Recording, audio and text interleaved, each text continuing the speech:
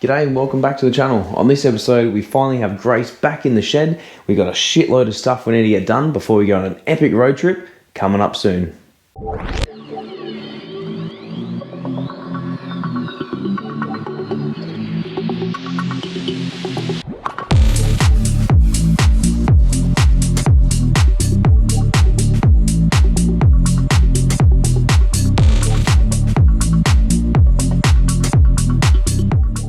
So as you just heard, I finally named my car. It's taken me about 5 years to decide a name, but I decided to name it after my Omar. So we have a list of stuff we need to get done on this old girl before we go on a giant road trip, which you guys will see in an upcoming episode. So we have things like the oil leak, which has been bugging me from day one. So the timing case, we need to replace the back plate. So we're going to be pulling it all apart, taking the radiator out. We're going to give it a service. We've got some new headlights to go in. We have some interior things we need to do. We want to get the heater running. We have some exhaust mounts, an absolute list of stuff. So it's going to be a couple of series episodes for us to get this done. But without further ado, let's start pulling the radiator out. We'll rip the wheel off, the fan, the manual fan, the fan belt, the crank pulley, and start to get access to replacing that plate. Alright, so not sure if you can see, but I've already drained the coolant and the engine oil to save it going absolutely everywhere and putting a mess all over the garage floor. Now, like I showed you on a previous episode listed above on how to change your engine oil on your classic Mini, I always write the kilometers and the date at which I did it. So when I changed it last, it was 11,156 kilometers. So not sure what that converts to in miles, but the current odometer reading is 11,780. So I've done approximately 600 or 700 kilometers since I changed the oil 6 months ago. So it just goes to show that having it on historic modified plates, I'm not driving it all that much, and hence the reason why I decided to choose these number plates instead of having it on full rego.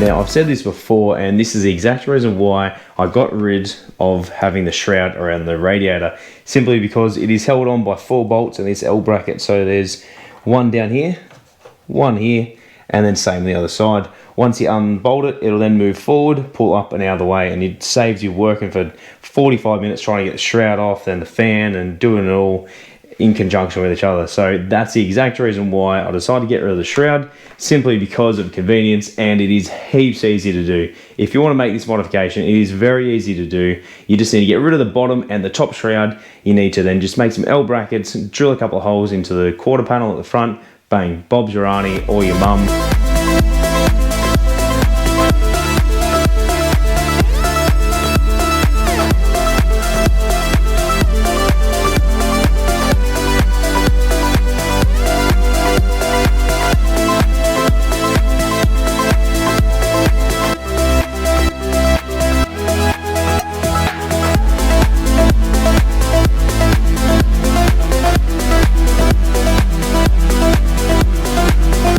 So Tomo's tech tip of the day: to remove the crankshaft pulley bolt. You can do it one of two ways. You can get a rattle gun and just send it and it'll come off, or two, you can remove the starter motor, get your flywheel locking tool, lock it in there, and then crack the nut. That way you can ensure that you're going to release the pressure on the bolt, therefore removing it without having to use any pneumatic or battery operated tools.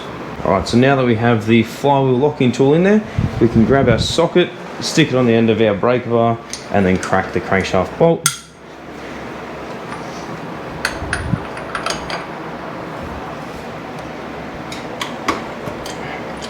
Easy peasy.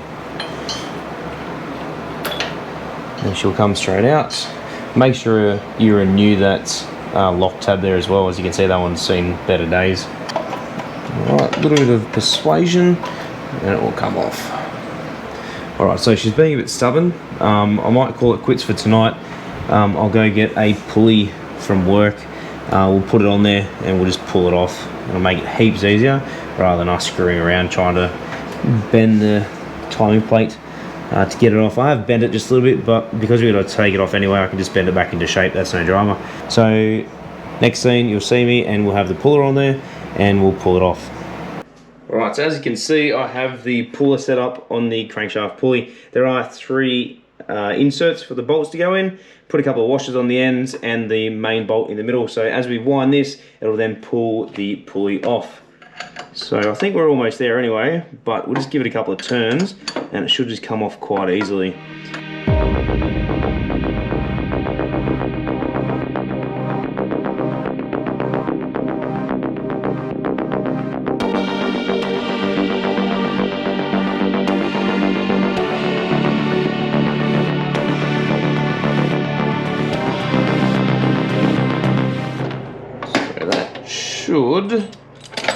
Hey, there we go, that's it. Cool. So just always make sure as well that the keyway stays in the crankshaft as well, even the camshaft when you take it off.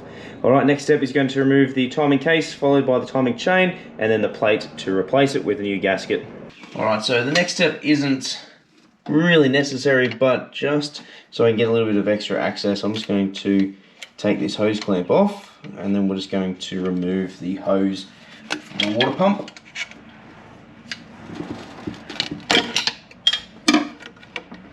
Sweet, that's now out of there. Alright, so now we can go ahead and remove all the bolts for the timing case.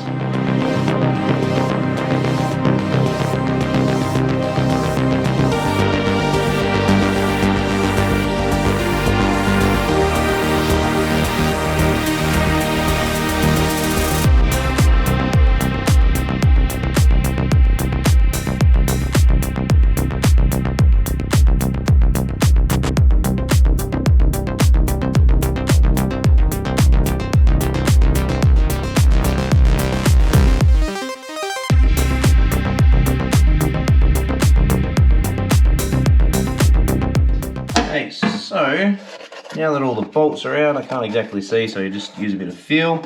The timing case will just lever straight off.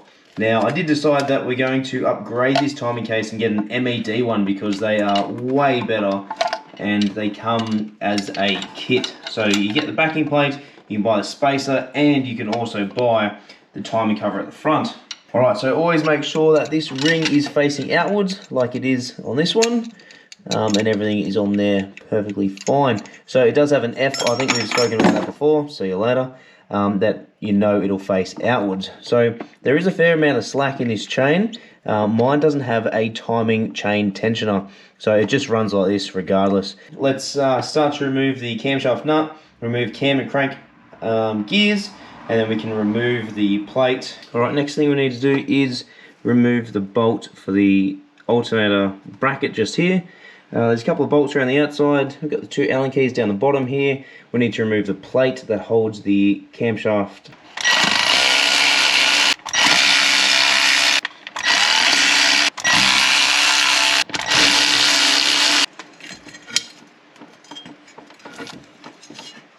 Alright, so now she's off. Just remove the old gasket. Oh, it's actually come off with it. Sweet. Alright, so next step is going to be clean up the entire surface. We'll get the new gasket, put some sealant on both sides, put the new plate on, bolt it all up, and then we're done with this for now. We are just waiting on the timing cover itself, so that's coming from England. That's probably going to be a couple of weeks.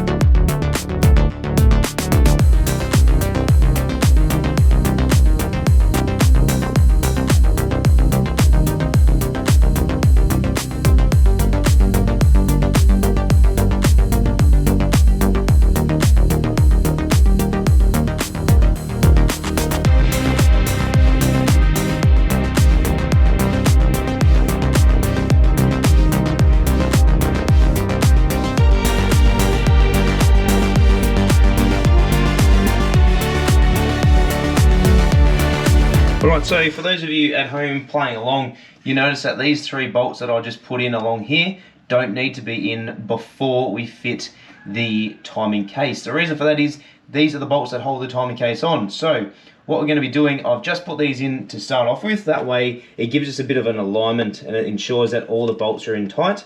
So what we need to do now is go back over, recheck everything. I'm going to recheck the camshaft thrust plate. I've double checked the lower bolts down here. So you do get new countersunk Allen key bolts with the new timing case, whether it be an MAD or a specialist component, as you can see right here. And retension these as well. Once they're all tensioned, I'll put the timing chain back on, remove the flywheel locking tool, and then we can time the engine. Let's get that finished, re-torqued, timed, and then we can move on to the rest of the stuff.